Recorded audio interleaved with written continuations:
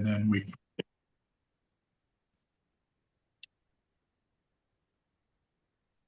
well, good morning, good afternoon, good evening around the world. My name is Doug Brunke. I am the founder and CEO of Global Chamber. For some reason, my picture looks a little bit funny, and I'm not sure why. I did get a new light for my phone. I've had the same light for about 10 plus years, and it finally gave way. I was wondering if it was ever going to give away. So finally came away, and it looks a little bit fuzzy to me, or my eyes feel a little bit fuzzy. Sales and marketing is such a key component to international expansion. You got to know how to do sales. You got to know how to do marketing if you're going to uh, grow your business across the street, across the state, across your country, and especially across borders, because you're running into a variety of additional issues the further and further you go, particularly around culture and how people might respond to what you've got.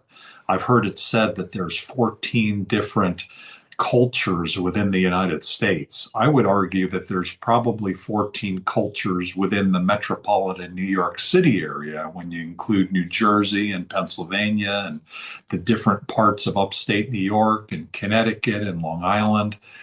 There's at least 14 just in that region. So think about the rest of the world and India and traveling around Japan when I started to discover that northern Japan has all sorts of different dialects and the whole difference between the Kansai area of Osaka and then further out all the way down to Fukuoka and other places. Japan has similar issues. Every country has its own challenges. So, who are you speaking to with your product and service? How are you going to market this to people, and how are you going to be effective with sales? So, please do consider staying with us for our 55 minutes. Now it's down to 50 minutes. We are going to wrap up at the top of the hour, and we are going to speak to all three of our presenters. And what we're going to be having an opportunity to do is have you ask questions along the way. And let's start. Who should we start with? We got such three great people. I've already kind of queued up the cultural aspects to it. So, Christina, do you mind kicking things off?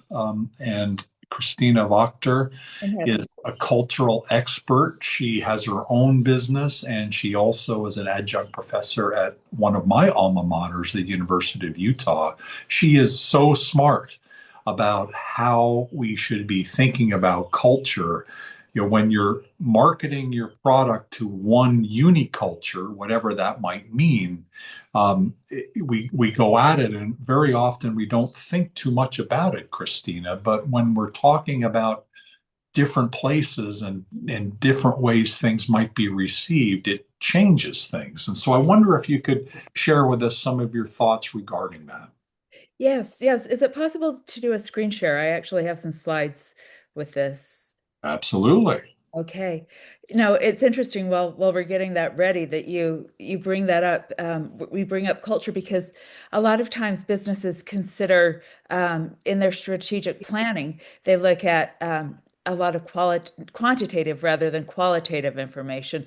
So we're looking at, okay, how the format, the colors, sometimes not even the colors, but we're looking at how much is going into the campaign, focusing on the ROI, which of course is all important, but it's also um, it's extremely important that you bring into considerations the human side of business and you get to a place where people actually are. I'm going to tell you a story about one person that I worked with a while ago, and he was a UPS executive, and he was trying to land a contract in China. And I mean, he was very, very high in terms of the organizational hierarchy. And he has this personality. He's kind of a cowboy, Western cowboy sort of person, grew up around horses and very, very smart man. But I'm just trying to give you a hint towards his persona. And so he goes into this meeting guns a-blazing, to use an expression associated with him, full charge, very aggressive, very direct, but very friendly at the same time. And he gets there and he totally screwed up the meeting. He was directing the conversation to the guy who was not the leader, but who he assumed would be the leader because he hadn't looked at the dynamics of interaction. But he also wound up costing them about $300,000 in tea because he didn't have this is a sales thing, not a marketing thing. He didn't have the cultural savvy to deal with this. And he thought he was using Clean Plate Club, an American concept of finishing up everything to be polite. I'm going to finish this. But they kept refilling his teacup with very high-end tea. Needless to say, he lost his sales.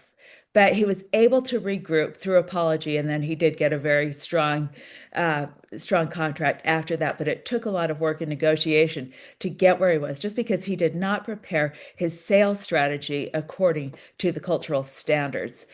And so when we talk about marketing, I want you to think about the issue of trust.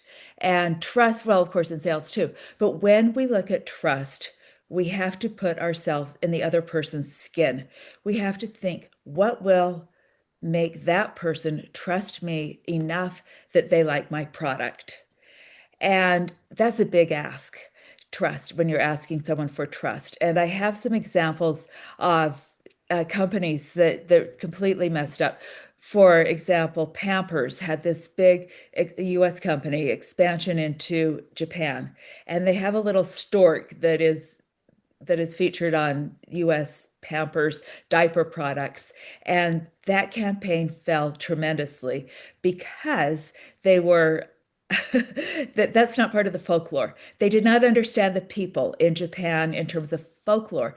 Whereas in the United States, there's an element of stork folklore.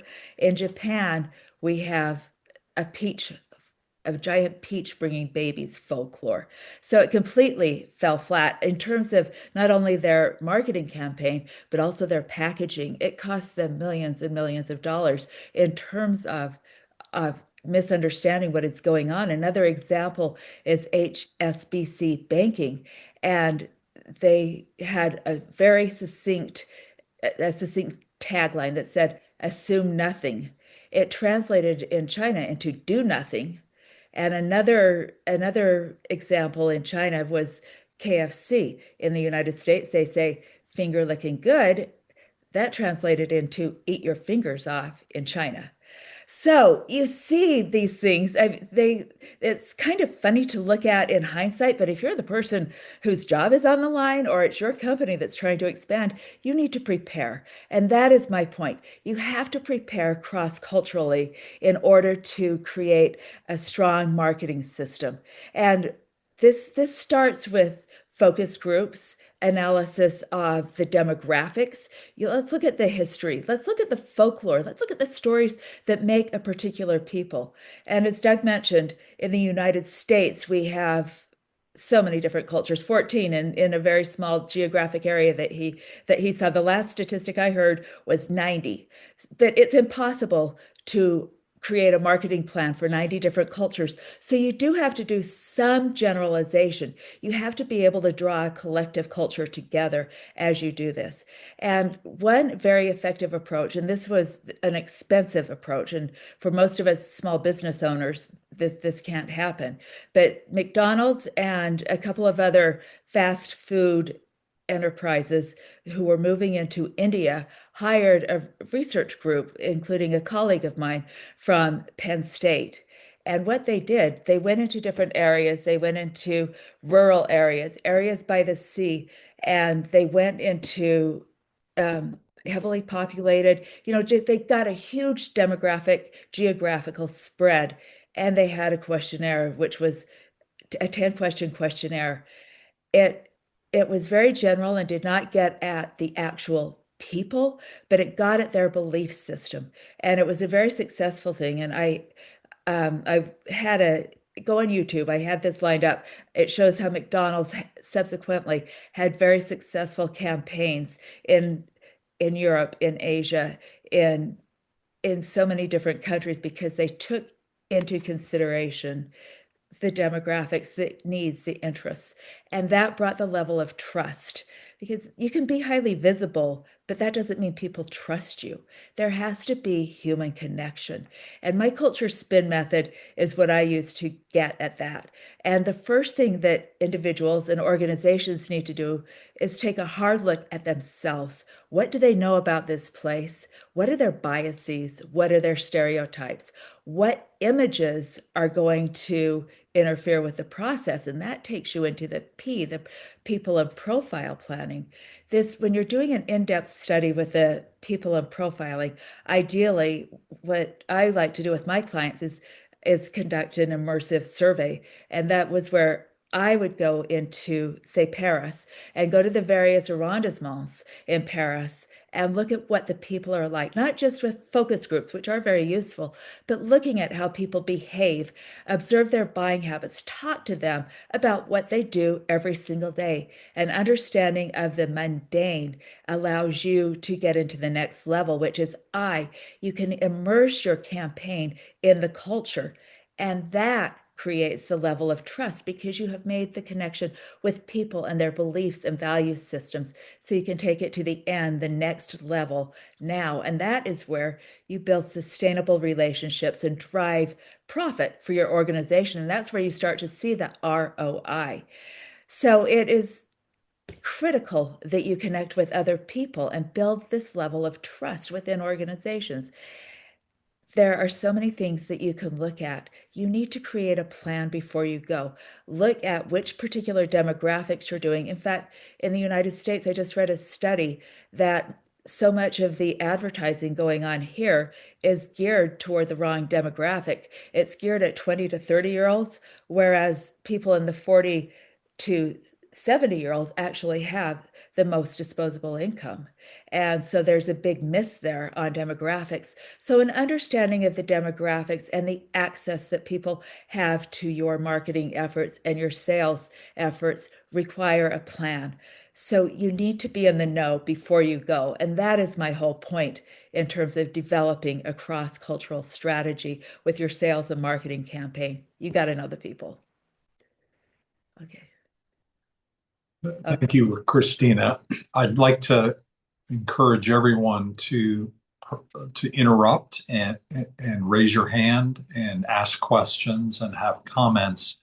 You mentioned basically, Christina, about knowing the audience and making sure you're aware of that.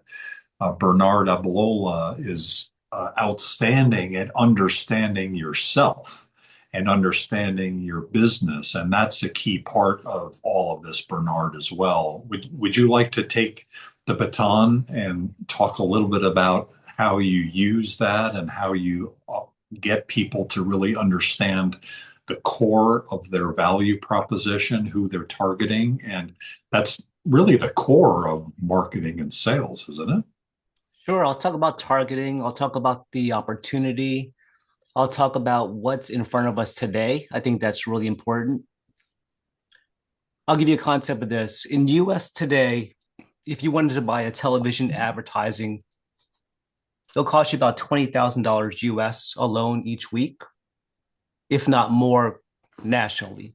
If you wanted to buy a radio or a TV ad or a podcast, we're talking 3K US dollars a week, if not more.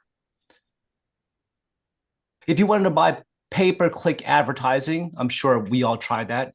$1 each time someone clicks, all the way up to about $8 on Google, if not more. LinkedIn, a lot much more, $14. You have to have your targeting right. The opportunity is this: social media marketing. It is free, Doug. It's completely free. You can open up your phone right now, post, a text, a carousel, a video, and you can reach hundreds, if not thousands, if not millions of people immediately, right at your fingertips. For those of you who don't know me, my name is Bernard Ablola. I'm located here in Orange County. I have a company called Think Strategy. Most recently, I was the director of marketing for both EXP Commercial and EXP Realty. This is a publicly traded company in the US. I helped them grow their brands to about 90,000 agents worldwide. So I've seen global marketing work. Before that, I was at the Microsoft Corporation, and I used to run a lot of ads for a lot of people who spend a lot of money. I'm not saying this to impress you. I'm saying this to impress upon you. I see what works in terms of advertising, in terms of websites, in terms of landing pages, and more importantly, in terms of message. And what's going to cut through the noise that I think in this age of AI is going to be two things. It's going to be volume, and it's also going to be authenticity. I don't like to use the word authenticity because I do think it's overused, but I think it's your lived experiences. I think it's your uniqueness to the marketplace that no one else can do. I think it's going to be the things that AI can't replicate. And if you were to share that at scale and at volume through social media, I think you will win. Now, I think we're at a small opportunity now because anyone can now open up Claude or ChatGPT and produce tons and tons of marketing material. However, that will be AI slop, and you'll see it all. I think there's about 58% of LinkedIn itself is AI slop. You can read it, you can see it, you sense it, you can smell it. You can see videos that look like that. If you are all to take your lived experiences and your professional experience throughout all the years, you will win. There's a gap here. All the creators, you'll see them when you open up your phone. A lot of them are younger folks. It's Gen X and the baby boomers that will win because the opportunity is a gap. Most of the people that are talking to us on video, they're younger than us. They're talking about their experience, they're talking about what they're selling, what they're doing. But if you are in a professional services firm, if you're doing B2B sales, if you have lived experiences and other people haven't heard of you yet, it's because we didn't grow up to this. But if you embrace this phone, I guarantee this, the first thing you picked up today was your phone. I guarantee people were in the bathroom using their phone. I dropped my kids off to the daycare, and there was people on their phone driving in California. They're not supposed to. If you meet the people, which is your prospect, your customer, on this device, you will win. So anyway, that's my thesis today, Doug. Is I think it's your presence is your strategy, and a lot of times we don't know what to say or what to do. Maybe fear of putting ourselves out there, maybe fear of being judged, maybe fear of showing the world that we're trying. But when you do show your expertise to the world, you're going to reach that person that needs to buy your services that you can help others. So that's my thesis today.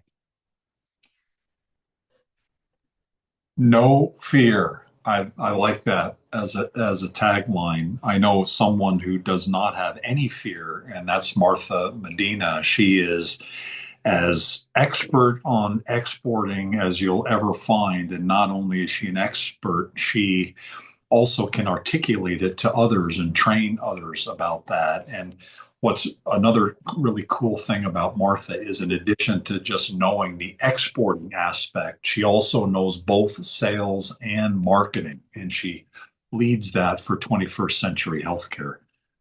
Martha, thank you for joining us today. You're also on the District Export Council for Arizona. What would you like to share? What should we be thinking about from a sales and marketing perspective? Because you wear both hats, don't you, every day? A little bit, yeah. And I appreciate you having me on. It's funny because I'm listening to everything that both Bernard and Rebecca are saying. And interestingly enough, I have a little bit of a different take on things, and only because um, from the supplement industry perspective, and by the way, my name is Martha Medina. I am the VP of International Sales at 21st Century. My background actually is I have a PhD in biochemistry, so it's allowed me to really dig in on the background of supplements. We are a vitamin manufacturer, and maybe a lot of people don't know, but supplements have to be registered in the international world.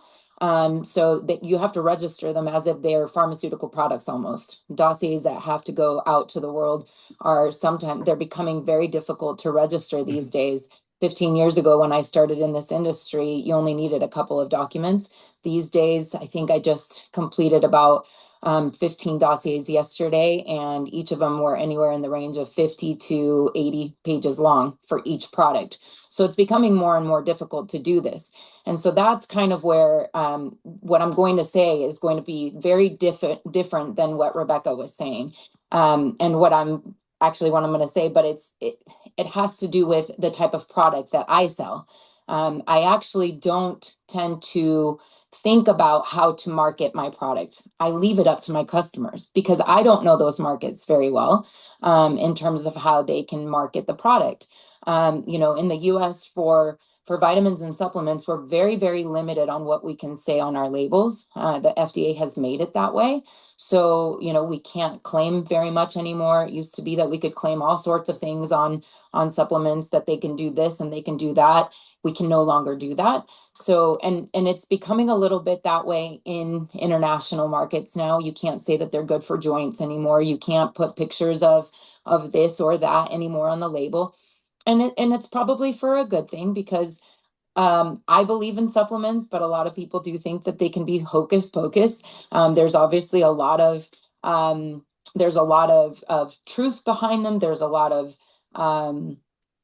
well, let's not get into the things about supplements, obviously, but who knows the world best in their industry? The people who sell the products, right? And so my customers know their own world best, so we leave the marketing up to them. But what we do is we give them as much information as we can from our side and what they can do, and then we let them kind of do what they do in their own markets. So it's a little bit of a different approach, if you will, and it kind of goes hand in hand with what Christina said, right? I mean, the stork, for example, in Japan is a little bit different than what we do in the US.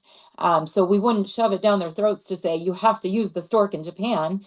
We let them kind of go, we give them a suggestion, if you will, but we don't force it and say, you have to use this packaging. So in a sense, you sort of give them suggestions, but you do let your customers market what works best in their own worlds.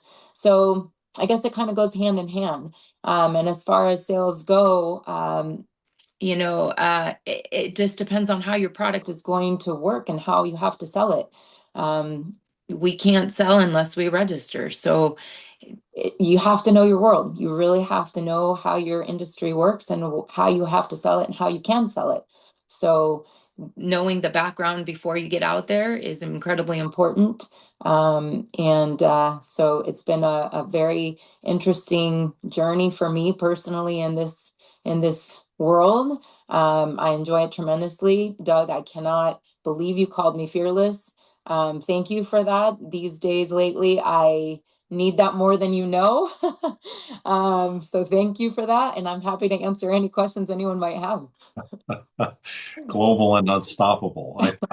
I think the other contextual idea to think about with Dr. Medina is that the way you just described it goes to the distribution model, right? That's important, right? So you have a distribution model that relies on local distributors and agents, I presume, that market the product to their markets, and so that's a whole nother layer of sales and marketing, right? To have a product and then find the right distributors and agents for those products, and then have that balance of explaining enough information so that they can then take it to their market, right? So have you been involved with direct selling and able to contrast that with what you're doing? Yeah, interestingly enough, for a long time before all of this political and war and things, I've been involved in training pharmaceutical reps in country.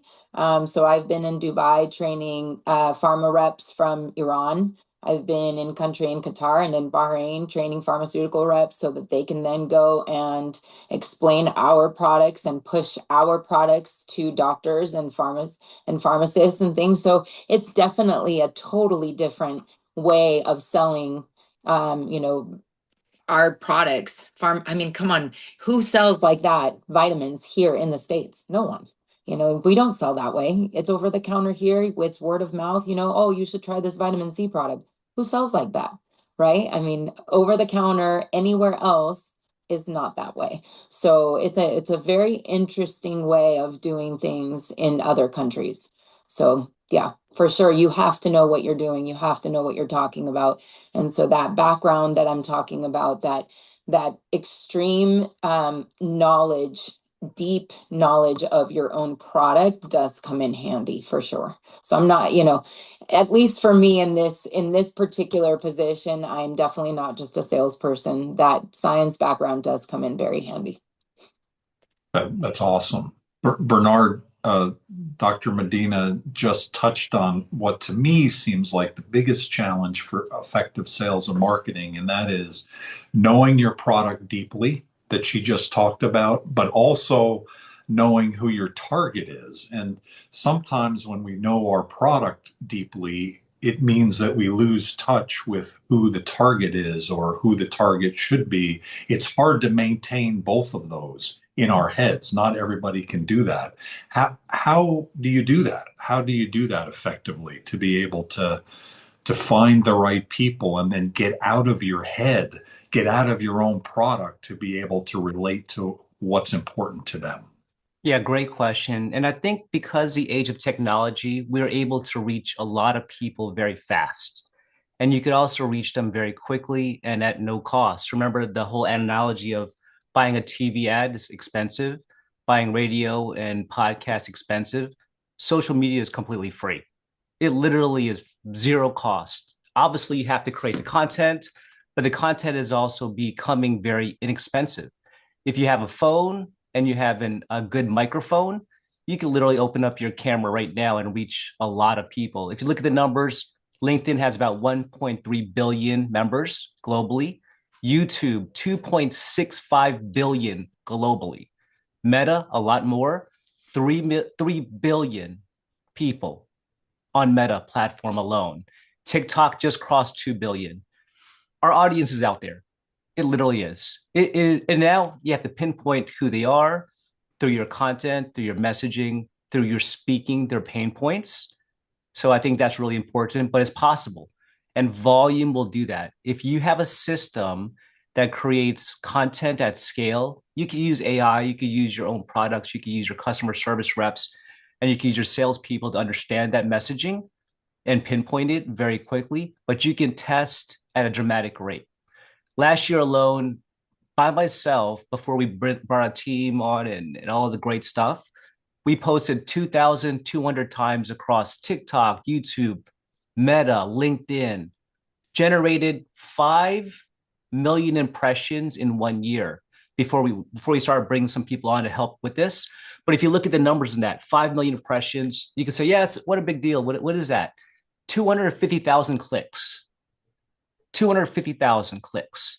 If you take 250,000 clicks and you times that by the average cost per click, let's be conservative, even $4. That's $1 million in free advertising that we generated for our business. And we're a small company.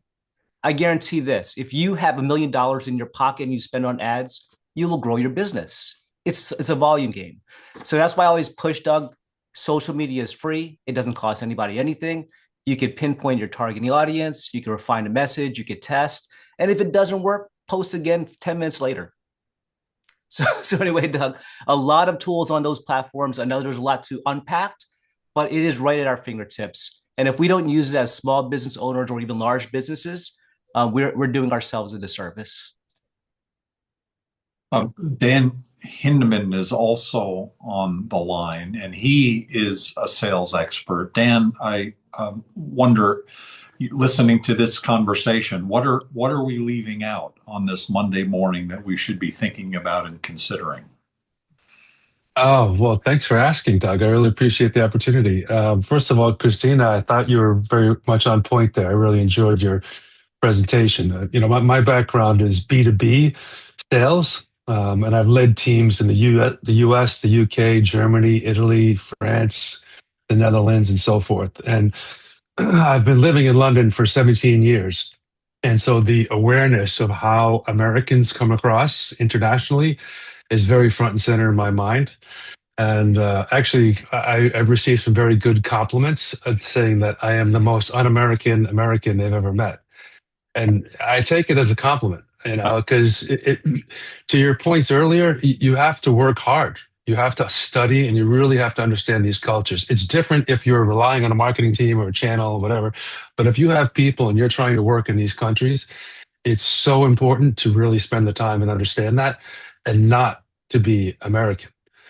I mean, I'm American. I'm from Boston, but I live in London. But and I think that was a really, really important. Doug, one of your questions is how do you keep straight, who you're selling to versus your knowledge of your product. For me, in my experience and what I do in helping companies, I build a sales process, right? And so the sales process really defines this ideal client, and defines those buyers, defines the messages, and so you build a repeatable sales process for your salespeople that they're going to work that system every single day. They know who to contact. They know how to use LinkedIn and social media. They know the messaging. They know what's going to be on point. But we're working a system that is repeatable. It's what I refer to as a sales engine. So all of these points that the speakers made, I think, are really important. But if you don't have a sales process, whether you're a solopreneur, an entrepreneur, or whether you're a B2B company, everything falls apart. And so that's what I do, and that's what I reinforce with businesses. It's a sales process that is repeatable and measurable and worked on a regular basis that makes it work effectively. That's my 2 cents.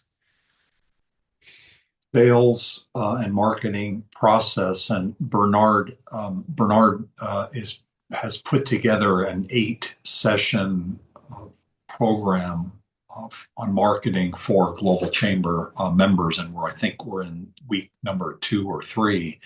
And one of the things he talks about, I think, is one of the really key aspects is creating some level of sense of urgency that, yes, this is something, and then how do you get someone to act? And Bernard, the thing that hit me with you was the idea of you're one post away.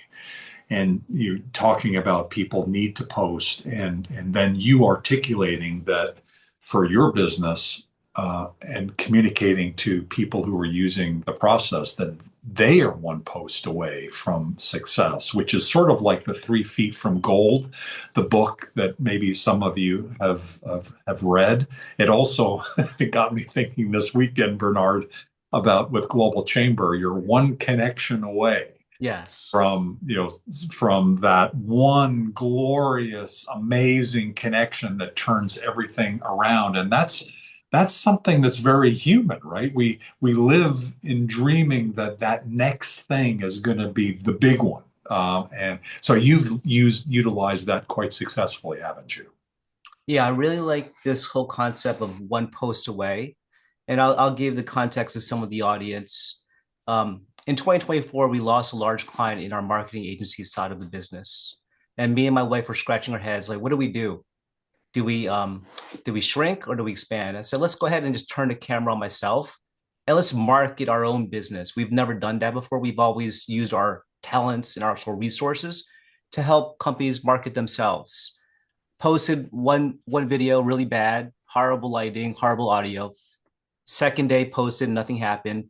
10 days later, posted something, nothing happened. My whole goal was post every single day for 365 days. See what happens, just see what happens. 20th video, nothing happened. My mom liked it. My wife liked it. I told my wife, like this video. Doug, I probably texted you, like this video. 28th video, 27th video, nothing happened. 28th video took off. It's going to hit 1 million. And then the next video after that, it's going to hit 1 million, 250,000. You're one post away because you're one post away from that business opportunity. You're one post away from that new business partner. You're one post away from that new employee or employer. Heck, you're one post away from your significant other. I met my wife online. I posted when I was in Orange County. My friends were like, you got to get out there, Bernard. You got to get out there. As a single man, I didn't like dating apps, but I put my post out there and she winked at me. 7 years later, we have 2 kids under 4 years old. We have a husky in the backyard, a white picket fence. You're one post away. I wanted business, so I put a Google ad out there. Ralph, who owned a financial services firm, had 300, 400 employees. I put on a suit, walked into his office. He liked what I said. We do business together. Our friends, we're best friends now. Our wives play together. Our kids grow up together. You're one post away. You all are probably here because you saw Doug post or you saw someone's post. And now I'm friends with Dan, I'm friends with Christina and Martha. You're one post away. So I really believe that you're one post away or you're one connection away. Now you have to have a system, what Dan mentioned, which is really beautiful. He mentioned that is you don't rise to the level of your goals, you fall to the level of your systems. And if you create a system around sales or marketing, you'll reach more people and you'll get to that one post way. So that's my whole thesis. Thank you, Doug, for allowing me to share that with our global chamber and our connections here. I welcome anyone to raise their hand or just unmute yourself and ask any questions or add any additional thoughts. But I know I was sharing last week after you gave your class, Bernard, about my son-in-law who had raised $5 million for his business. He tried 17 different things to work, and he reached 30 days away from running out of money, and the 18th thing that he tried blew it up in a good way, and he raised $20 million a few months ago. And so the persistence and the fearlessness, which is tough sometimes, right, Martha, to be that's pretty getting things pretty where you could be kind of fearful, and that's a motivator. But nonetheless, you have to keep trying, and you have to keep trying different things. And Bernard, you've used that very effectively.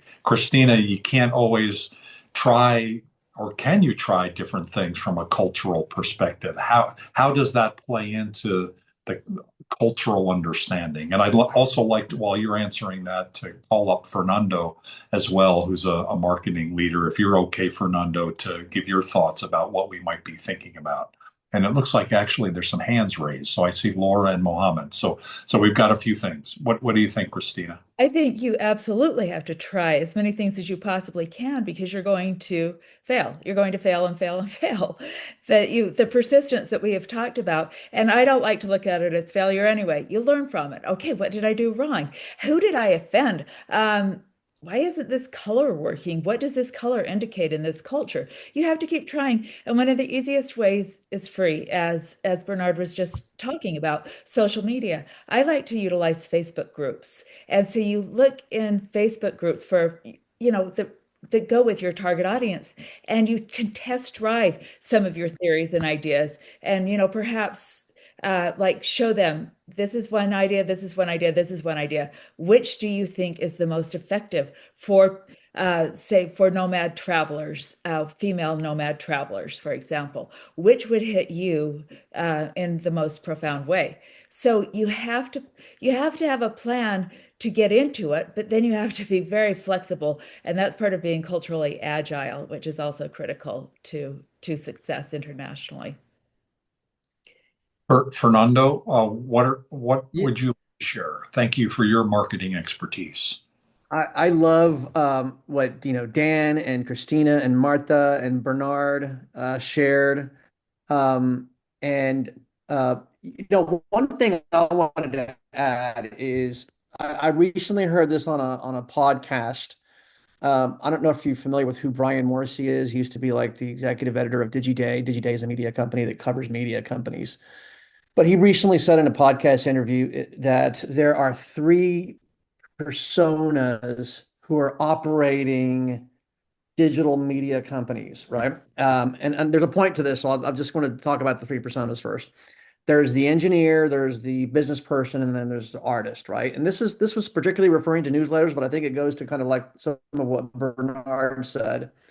The engineer is the person who's like the growth hacker, who really looks very in a very detailed way as to, okay, what are the different experiments I'm going to run? How am I going to grow this? What, if I tweak this, the blue button versus the red button, or if I do my video intros this way versus that way, or what's the hook, then there's the business person that says, okay, if I grow my newsletter to 50,000 subscribers, or my YouTube channel to 1 million, this is the calculation of how much money I'm going to go, and let me put money into this to drive up my subscribers. And then there's the artist who is, I'm creating something that is going to resonate with a certain audience, and I just love doing this anyway. I would do it even if I wasn't getting paid, right? So I think what we've heard about here are from the engineer and from the business person in terms of creating content for social media. You know, social media is free.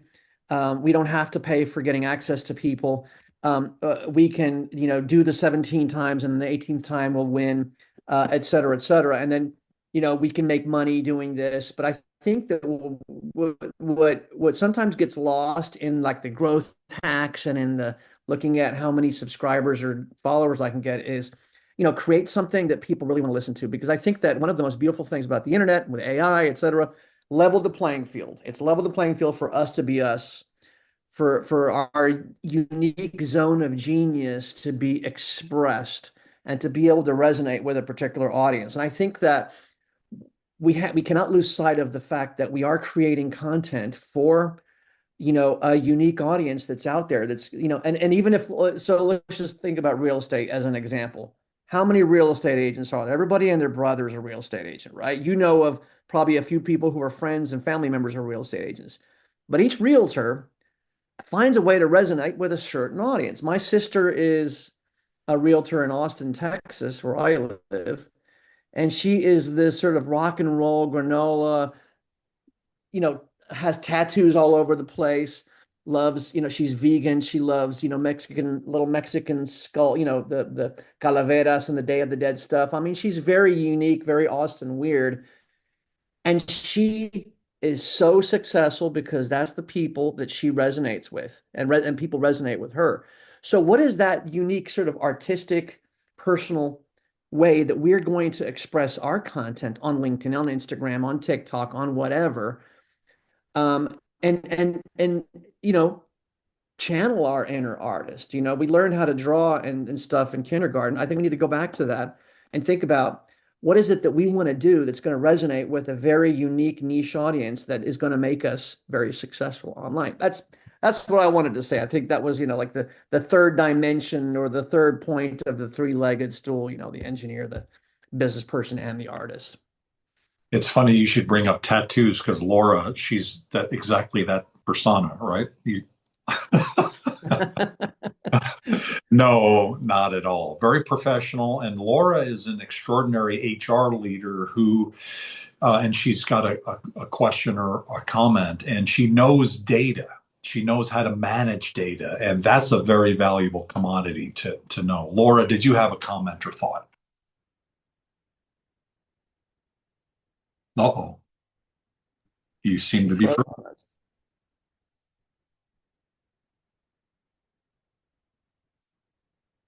So, oh, now you're moving. Hi, Laura. Oh, and she disappeared.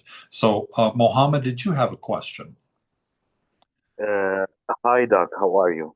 Hi. Mohammed is zooming in probably from Turkey, Yeah, Ankara. from Yeah. Kirkuk, and he knows that region as well as you can know that region and is a great resource for anyone doing business there. Did you have a thought? Yes, Doug. We talked about culture and we talked about connections and marketing. Do you know who is the most difficult person on earth that I am having difficult connecting with? Who was that? My son.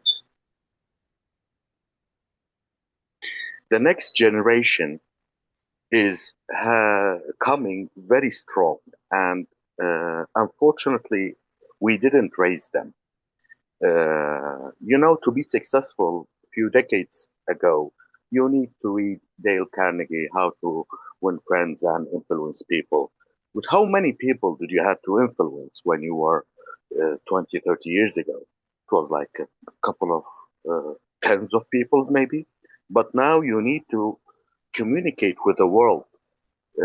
This is the version of the book that I see today is what Bernard are doing, which is influencing people. So this is my thought that I wanted to share because no matter how much culture we are talking about from East and West, and no matter how product that we try to serve, and even this global chamber, how can you imagine it 10 years from now? Does people still sit and for an hour to listen to other people and exchange ideas, or they will create AI agents that makes them happy. So thank you very much. So this is This, this is a marketing and a sales and a cross-cultural, because we talked about all these different country cultures, but what about age? That's yeah, a whole nother yeah, area. yeah. Bernard, this it blows your mind, right? How do we sort through that and create the clarity that we need to have the right communication? No, it's amazing what Fernando said and also Mohammed said. Is I think at the baseline of just technology and all of that stuff, it's human connection. That's all we're doing. Is I started posting because I wanted to meet people. I'm an introvert. So that means that if I go to a conference with 2,000 people, I'm the guy clutching a cup of coffee in the corner with my back turned around everyone. Not because I don't love people. It's because if I shake hands with 5 people and say, "Hi, what do you do? Hi, what do you do?" By the fifth time, I'm exhausted. I'm in my hotel room with a bandage on my head. So I said, how do I create a system where before I walk into a room, that they get to know, like, and trust me? And the way to do that is through communication. And Mohammed, you're absolutely right. Me, we're raising 2 boys under 4 years old. It's going to be a different world because even our employees that are younger than us, they're glued to this phone. We could be in meetings and they're looking at the phone, right? So we have to cut through that noise. And the way to cut through that noise, and I think personally, is through human connection, is to understanding yourself. Back to what Fernando said, is how do you get your art to the world? Is how do you get your voice to the world? And the way to get your voice to the world is by using your voice and refining your voice and understanding what lights you up. What songs motivate you, what lyrics motivate you, what movies motivate you. Because if that motivated you, it's going to motivate other people. And that's how I create content for myself. I say, what moves me? What do I love to listen to? Who do I like talking to? What was that one line in that poetry that I remember? And I create notes around it. So every time when I create content every Wednesday, I open up my notepad and never start with a blank page. I go, that line moved me, it's probably going to move someone else. And remember that number, 3 billion people on Meta.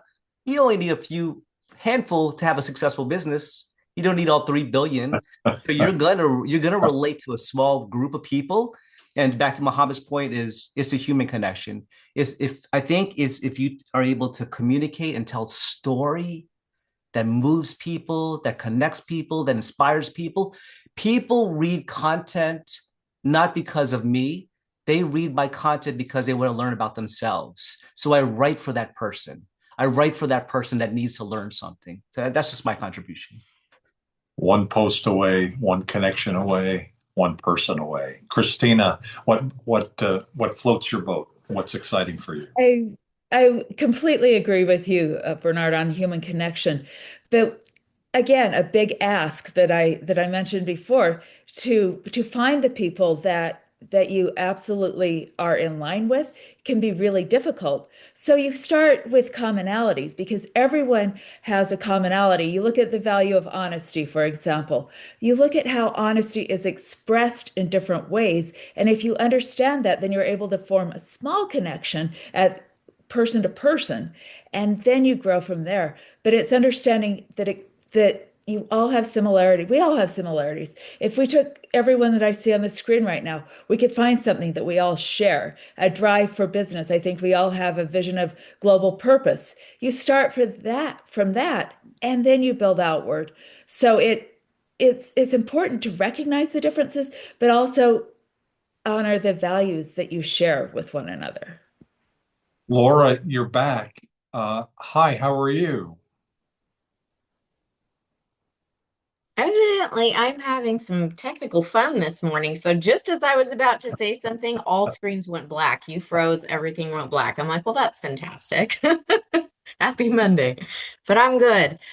First of all, I have to tell you guys, this is so wonderful because as a person as a person who's been an executive level HR person for over 20 years, when you guys start talking about human connection and values and all of those other things, it gets all my little synapses firing. English. Um, But because as much as I love tech, there will never be a replacement for humans. I strongly believe this overall.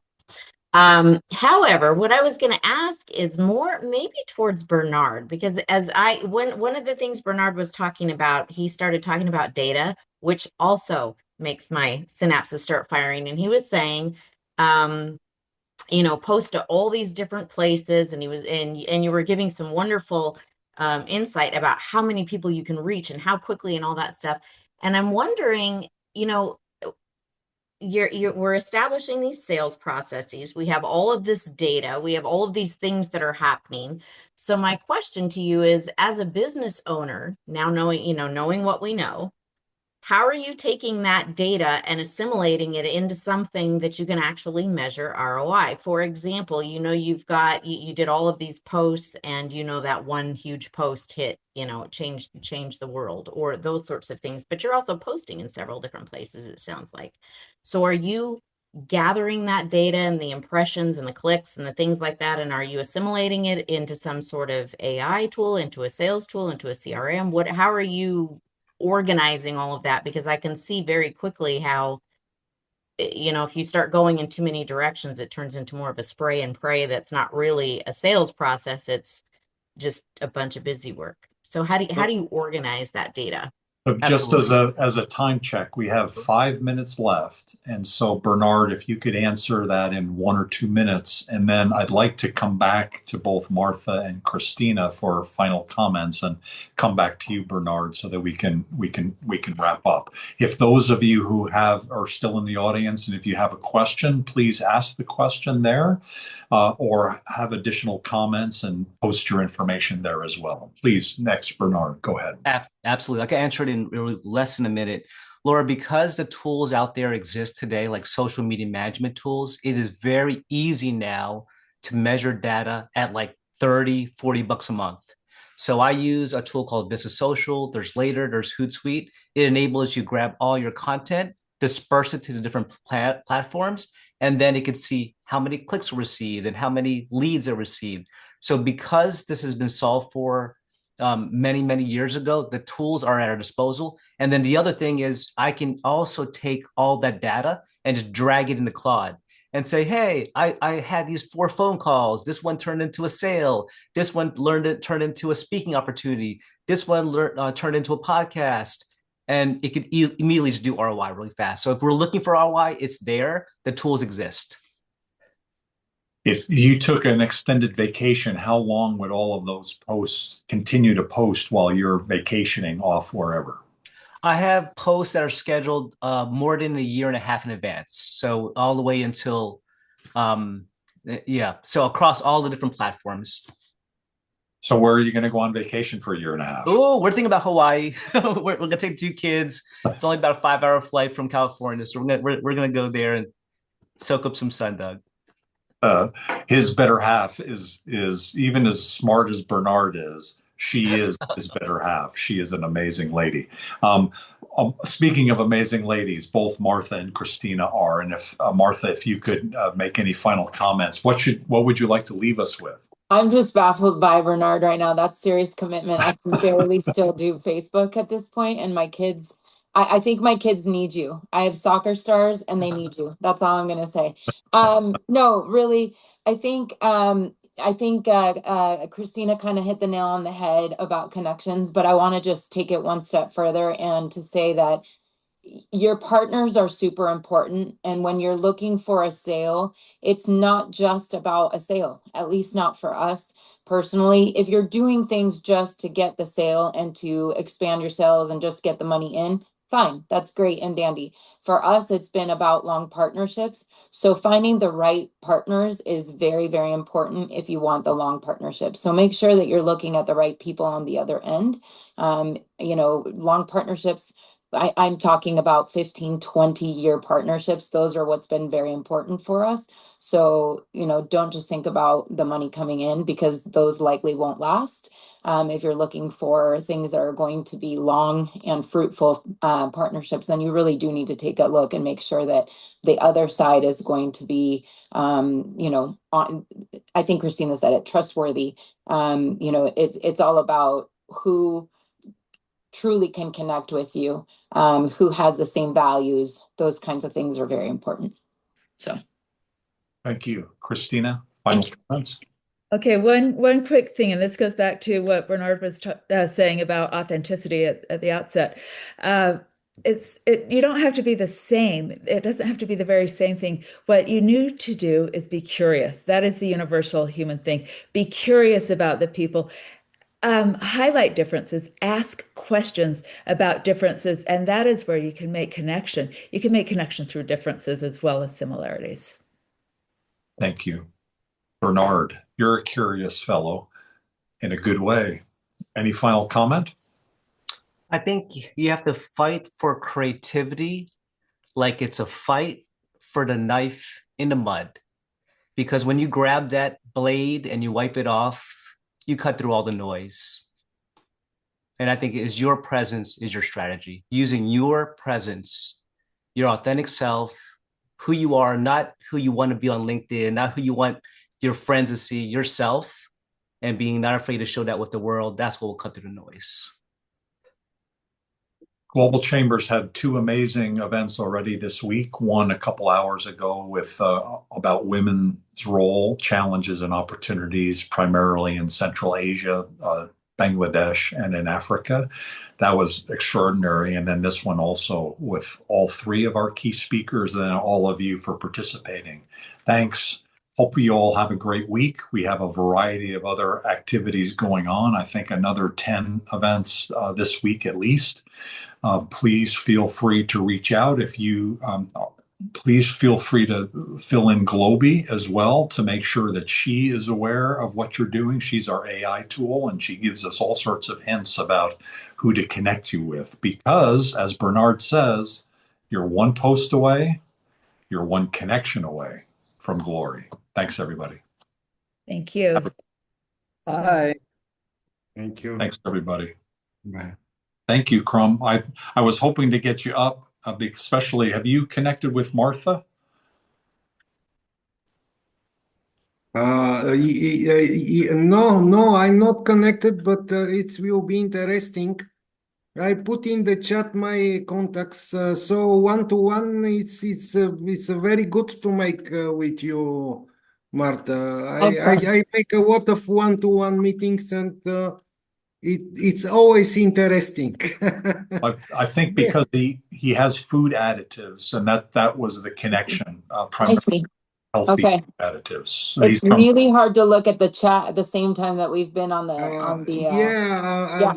I will. Did you put in chat your information? I did not. Let me see. Yeah, please put. I will copy. Hold on one second. I've got a very long email address, so give me 1 second. Great. And then that'll save us one connection. Yeah, no kidding, right? Yeah, it's LinkedIn. It's easy. You can find me in LinkedIn. Not such a people with the same name. It's Crum. It's a lot of Crums, but not Crum PF. From how many countries are you selling the products in? I work for many companies, and I sell maybe in 20 countries, but mostly I sell in USA, UK, France, and Italy, and Japan. Okay. In Asia, I not sell in other because now I'm working only with Galen, and they export essential oils, and the customers are in USA and in Japan and in France. But with Vemo, we have a lot of big potential, because they really only 2, 3 companies in Europe have such a products. It's a clean products, but just we can't find a way just to we can find a way to develop this business with food supplements, Vemu, because it's really not easy to many companies want to help us, but they want some great money in the beginning, which is they don't convince that if we pay this money, we will start immediately to sell a lot. So this is the reason that they stop the process, and we cannot continue with the results. Got But it. of course, this will be in the future. This will develop because the communication. It's not. It's a slowly it's going things. It's take a time to start business with some company. Yeah, you can relate to that, Martha, right? Oh yeah. The investment up front, Oh especially yeah. 50-page descriptions for products to get through regulatory. Sometimes 3 years it takes. Thank you, Yeah. Martha. Thank you Yeah. very much, Doc. No problem. Yeah. I mean, we'll I'll take a look and see if there's anything that we can do. Yeah, thank you, Martha. Sure thing. For me, it will be great pleasure to make one-to-one meeting. Sure thing. Okay. Doug, are you going to be there tomorrow at the duck meeting? No, Yeah, I'm okay. I've got something I need to do for my grandson. My son-in-law is traveling, so I've got to be close. So, but I think there's a virtual component, so I'll be. Yeah, there is. Okay, good. Well, then I'll see you then. Okay. Take care. Bye. Bye-bye.